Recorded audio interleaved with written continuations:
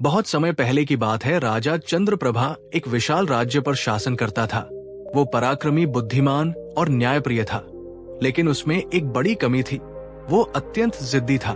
जो एक बार सोच लेता, उसे पूरा किए बिना चैन नहीं आता। राजा को विश्वास था कि दुनिया में कुछ भी नहीं जो उसकी इच्छा के विरुद्ध हो सके। दरबार में जब भी कोई भाग्य, ईश्वर या नियति की बात करता, वो हंसकर कहता, मेरे राज्य में केवल मेरी इच्छा चलती है, भाग्य और भगवान का कोई जोर नहीं। एक दिन दरबार में एक वृद्ध साधु आए।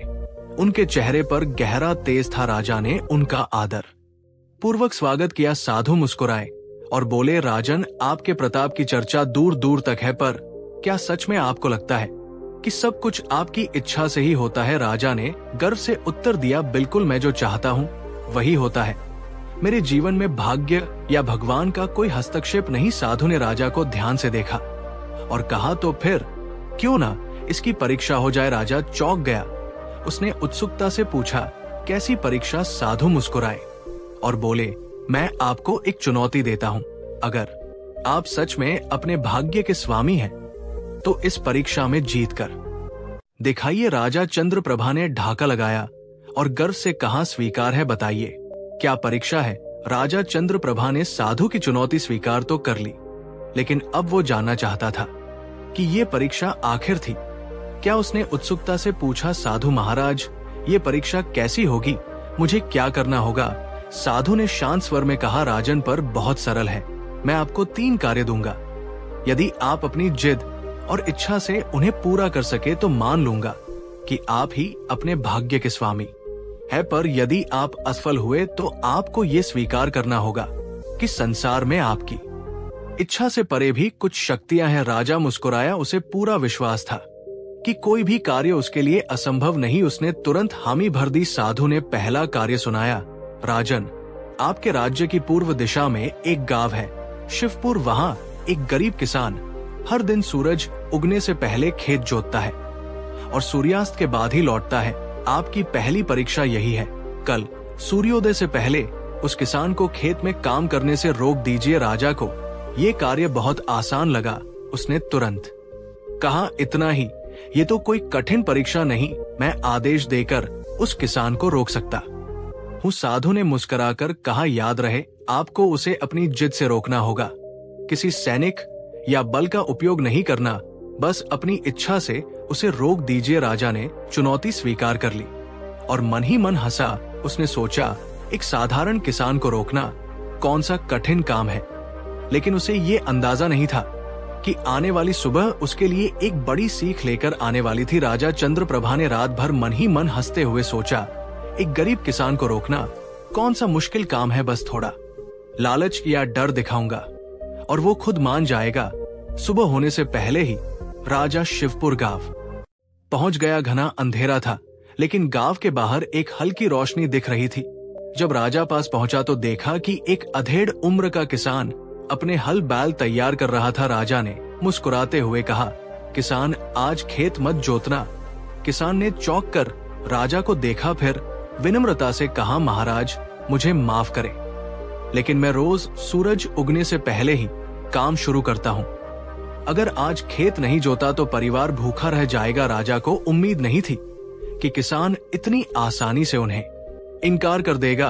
उसने सोने की एक मोहर निकालकर किसान की ओर बढ़ाई। आज काम मत करो, मैं तुम्हें एक दिन की मजदूरी से ज्यादा इनाम दूंगा। लेकिन किसान मुस्कुराया और बोला, महाराज, धन से पेट नहीं भरता, मेहनत से भरता है।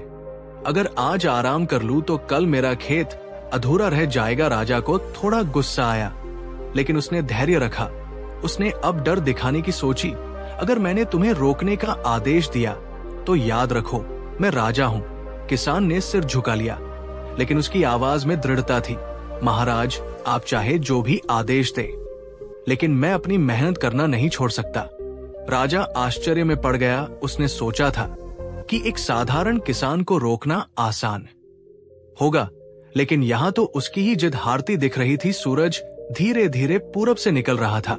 किसान ने राजा को प्रणाम किया और हल लेकर खेत की ओर बढ़ गया। राजा वही खड़ा रह गया, हार स्वीकार करने को तैयार नहीं, लेकिन ये समझते हुए कि हर कोई उसकी जिद के आगे झुकने वाला नहीं है। अब वो वापस महल लौटा और दरबार में साधु से मिला। साधु मुस्कुराए और बोले, राजन, क्या आप अपनी इच्छा से उस किसान को रोक सके? राजा ने झेप हुए सिर झुका लिया, नहीं व नहीं। रुका। साधु ने कहा, तो क्या अब भी मानते हैं कि संसार में सिर्फ आपकी इच्छा चलती है? राजा चुप रहा, लेकिन उसकी जिद अभी भी पूरी तरह नहीं टूटी थी। वो बोला, मुझे अगली परीक्षा दो, मैं हार नहीं मानूंगा। साधु मुस्कुराए बोले, अगली परीक्षा और कठिन होगी, क्या आप तैयार है? राजा ने गर्व से सिर हिलाया। बिल्कुल, बताइए, अगली परीक्षा क्या है? साधु मुस्कुराए और बोले, ठीक है राजा, तुम्हारी अगली परीक्षा एक और कठिनाई लेकर आई है। ये केवल तुम्हारी इच्छा और ताकत का नहीं, बल्कि तुम्हारे दिल की दया और समझ का भी इम्तिहान होगा। राजा ने घमंड से कहा, मुझे परखिए, मैं हर परीक्षा में सफल रहूंगा। साधु ने आवाज में गंभीरता भरते हुए कहा, तुम्हारी अगली परीक्षा है एक गरीब नाविक की मदद करना। वो एक छोटे से गांव में रहता है, जहां लोग नदी पार करने के लिए उसकी नाव का सहारा लेते हैं। तुम उसे अपने महल के पास बुलाओ और उससे ये कहो कि वह तुम्हारे लिए एक पुल बना दे, ताकि तुम नदी के पार आसानी से जा सको। वो आदमी बहुत गरीब है, उसके पास पुल बनाने के लिए पर्याप्त सामग्री भी नहीं है, लेकिन यदि तुम अपनी शक्ति का प्रयोग कर उसे मदद करने के लिए मजबूर करोगे तो तुम इस परीक्षा में असफल हो जाओगे। राजा को साधु की बातों पर विश्वास नहीं हुआ। मैं इस नाविक से पुल बनवाने के लिए क्या कर सकता हूँ? राजा ने सोचा। वो तुरंत नदी के पास पहुंचा, जहां नाविक अपनी नाव चला रहा था। राजा ने नाविक से कहा, तुम मुझे महल के पास एक पुल बनाकर दो। मैं जानता हूँ कि तुम गरीब हो, लेकिन तुम्हारे पास काम करने की शक्ति है। मैं तुम्हें कुछ धन दूंगा जिससे तुम ये काम कर सको। नाविक ने सिर झुकाकर कहा, महाराज, मैं एक नाविक हूँ। पुल बनाने के लिए मेरे पास ना कोई सामग्री है ना अनुभव, लेकिन अगर आप मेरी मदद करना चाहते हैं तो मुझे आज्ञा दे कि मैं अपनी नाव से आपके लिए एक और पार कर सकूं। राजा चौंका। नाविक की ये विनम्रता और स्पष्टता ने उसे अंदर से हिला दिया। वह पहले तो गुस्से में था कि नाविक ने उसकी बात नहीं मानी, लेकिन फिर उसे अपनी गलती समझ में आई। राजा ने नाविक से कहा, तुम सही हो, मैं तुम्हें पुल बनाने के लिए नहीं कहूंगा। तुम जो कर रहे हो वही सबसे बेहतर है। मैं तुम्हारी मेहनत और ईमानदारी की सराहना करता हूँ। राजा चंद्रप्रभा ने नाविक को कुछ धन दिया और वो महल वापस लौट आया। जब वो साधु से मिला तो साधु ने पूछा, राजन, क्या तुमने अपनी इच्छा से नाविक से पुल बनवाया? राजा ने मुस्कुराते हुए कहा, नहीं साधु महाराज, मैंने उसे अपनी इच्छा से बाधित नहीं किया। मैंने उसकी ईमानदारी और मेहनत की सराहना की और वही किया जो सही था। साधु ने संतुष्ट होकर कहा, राजन, ये थी तुम्हारी परीक्षा का अगला चरण। तुमने जिद और बल का प्रयोग नहीं किया, बल्कि दया और समझ का रास्ता अपनाया। तुम्हारा दिल थोड़ा और सच्चा हो गया है। राजा चंद्रप्रभा को अब ये समझ में आ गया था कि किसी भी चुनौती से जूझने के लिए शक्ति और सामर्थ्य ही नहीं, दिल और दया की भी आवश्यकता होती है। लेकिन राजा की अगली परीक्षा उसे और गहरे समर्पण की ओर ले जाने वाली थी। राजा चंद्रप्रभा ने अब तक 2 परीक्षाएं दी थी और उन्हें बहुत कुछ सीखने को मिला था। पहले वाली परीक्षा में वो अपनी जिद से हार गए थे और दूसरी में अपनी ताकत से नहीं बल्कि दया और समझ से सफल हुए थे। लेकिन अब वे जानते थे कि साधु ने जो चुनौती दी थी वो केवल उसकी बाहरी शक्ति और गुणों की परीक्षा नहीं थी। अब उसे खुद के भीतर की गहराई को समझने का समय आ गया था। साधु ने तीसरी परीक्षा के लिए राजा को फिर से बुलाया। इस बार उसकी आंखों में एक नई गंभीरता थी। राजन, अब तुम्हारी अंतिम परीक्षा है। ये तुम्हारी इच्छाओं और तुम्हारे अहंकार को परखने वाली होगी। तुम इस परीक्षा में केवल तब सफल हो सकोगे जब तुम अपने आत्मा से जुड़कर अपनी पूरी इच्छाओं और गर्व को त्याग दोगे। राजा ने चौंक हुए कहा, मैं क्या करना होगा? साधु महाराज, साधु ने शांति पूर्वक कहा, तुम्हें अपनी पूरी संपत्ति, महल और राज्य छोड़ने होंगे।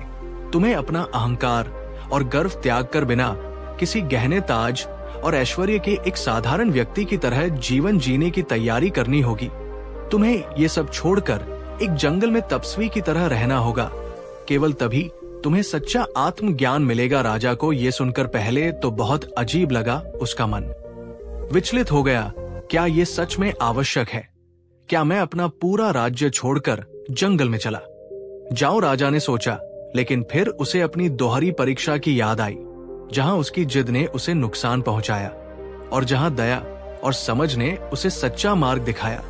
अब उसने मन में ठान लिया कि उसे इस अंतिम परीक्षा में भी खुद को साबित करना होगा। राजा ने साधु की बात मानी। वो अपने महल ताज और ऐश्वर्य को छोड़कर केवल एक कपड़े में जंगल की ओर बढ़ चला। उसके साथ कोई सेना नहीं थी, कोई रक्षक, केवल वह और उसकी साधना। जंगल में कई दिन अकेले रहने के बाद राजा को यह महसूस हुआ कि उसने जो खोया वो असल में कोई असल संपत्ति नहीं थी। सच में उसकी आत्मा को शांति और संतोष तब मिला जब उसने सारी बाहरी चीजों को त्याग दिया था। वो महसूस कर रहा था कि अब वो जो भी महसूस करता था वो अंदर से आ रहा था, ना कि किसी बाहरी शक्ति से। एक दिन जब राजा अपने ध्यान में गहरे उतर चुका था, साधु फिर से उसके पास आए। उन्होंने देखा कि राजा अब पूरी तरह से बदल चुका था। उसकी आंखों में आत्मज्ञान की चमक थी। साधु ने मुस्कुराते हुए कहा, राजन, अब तुम्हारी अंतिम परीक्षा सफल हो गई है। तुमने अपना अहंकार, अपने राज्य का गर्व और अपनी इच्छाओं को छोड़ दिया। तुम्हें अब सच्चा ज्ञान प्राप्त हुआ है। राजा ने सिर झुका लिया और कहा, साधु महाराज, मैं अब समझ गया हूं। ये सब बाहरी चीजें केवल भ्रम है, असली शक्ति हमारे अंदर है। जब हम खुद को जान लेते हैं तभी हम सही रास्ते पर चल सकते हैं। साधु ने राजा को आशीर्वाद दिया और कहा, राजन, अब तुम सच्चे सम्राट हो। तुम्हारे राज्य में अब केवल शांति, प्रेम और न्याय का राज्य होगा, क्योंकि तुम अब सच्चे ज्ञान से परिपूर्ण हो। राजा चंद्रप्रभा ने अपनी सारी इच्छाओं और अहंकार को त्याग कर आत्मज्ञान पाया और उस दिन से उसने अपने राज्य में न्याय और शांति का शासन स्थापित किया। दोस्तों, आपको हमारी ये स्पेशल कहानी जीवन का उद्देश्य कैसी लगी, ये हमें कमेंट करके जरूर बताएं। अगर आप हमारे दूसरी कहानियां अभी तक नहीं देखें तो उसको भी एक बार जरूर देखिएगा। अगर आपको हमारी ये कहानी पसंद आई हो तो कृपया इसे लाइक और शेयर करें। साथ ही चैनल को सब्सक्राइब जरूर करें ताकि नई कहानी सबसे पहले आपके पास पहुंचे। धन्यवाद।